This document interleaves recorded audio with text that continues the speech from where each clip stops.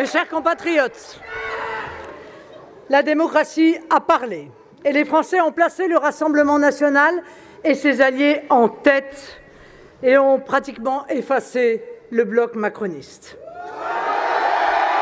Tout d'abord, comme responsable politique, je me félicite de la participation si élevée qui donne une force particulière aux résultats de ce soir.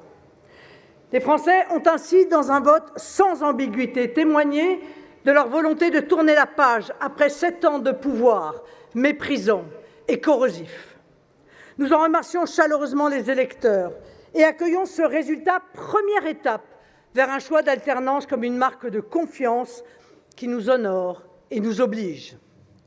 J'ai en particulier une pensée pour les électeurs de la 11e circonscription du Pas-de-Calais qui me font l'honneur de m'élire dès ce soir. Pour autant, rien n'est gagné et le second tour sera déterminant.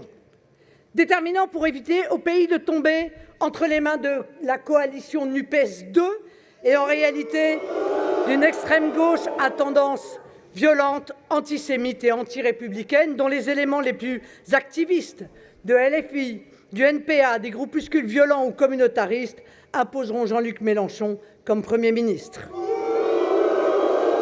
Déterminant surtout pour donner à Jordan Bardella une majorité absolue à l'Assemblée nationale, pour lancer dès la semaine prochaine le redressement de la France et le rétablissement de l'unité et de la concorde nationale. En démocratie, rien n'est plus normal et sain que l'alternance politique. Pour entamer cette alternance, pour conduire les réformes dont le pays a besoin, il nous faut une majorité absolue pour que Jordan Bardella soit dans 8 jours nommé Premier ministre par Emmanuel Macron.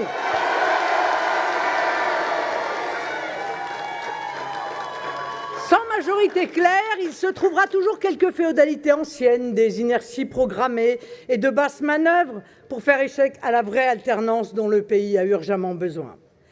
C'est pourquoi je vous invite, mes chers compatriotes, à renouveler votre vote si vous avez choisi nos candidats au premier tour. Si vous avez fait un autre choix, je vous appelle à rejoindre dimanche la coalition de la liberté, de la sécurité et de l'unité. Dimanche, en votant pour les candidats de l'Union nationale, vous ferez en sorte que le pays retrouve dans l'unité et la fraternité l'énergie pour ne faire plus qu'un. En ces jours qui viennent, gardez-vous de ceux qui, en usant d'une peur injustifiée ou de menaces inventées, voudraient uniquement faire perdurer un système qui a failli et a vécu. Aucun Français, je dis bien aucun Français, ne perdra de droits. Au contraire, les droits seront garantis et dès lors que la situation le permettra, de nouveaux seront créés au bénéfice de chacun. Mes chers compatriotes, ce 30 juin 2024, dans le pays renaît l'espérance. Le 7 juillet, mobilisez-vous pour que le peuple gagne. Vive la République, vive la France!